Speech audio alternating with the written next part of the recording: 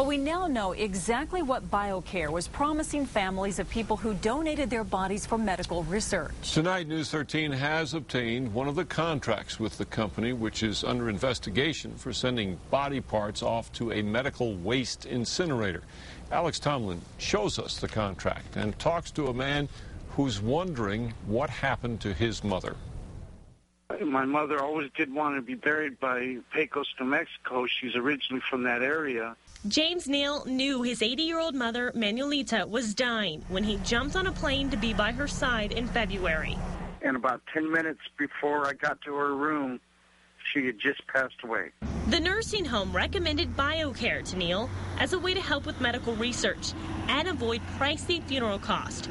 Owner Paul Montano said if the family would donate Manuelita's body, he'd pay for the cremation, urn, and death certificate, which is worth about $900. We'd get a death certificate, and then we'd also get the remains within 2 to 4 weeks. And what have you gotten from him?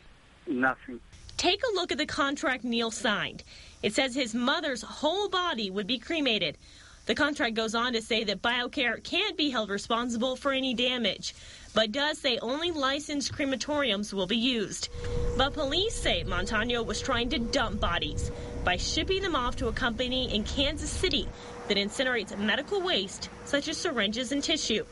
Bins full of 7 heads, a number of torsos, and at least a dozen limbs showed up at the facility, all from BioCare.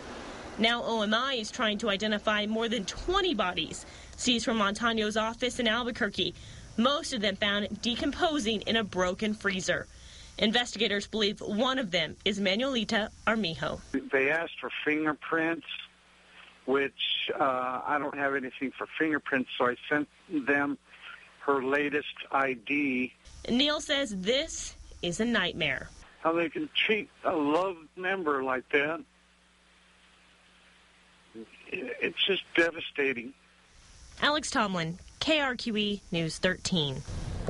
Body parts from 3 people found in Kansas City have been identified. 2 of those families got ashes from Paul Montano, and now they wonder whose ashes they are. As for Montano, he was arrested for fraud last week, then he bonded out of jail Friday. Fire crews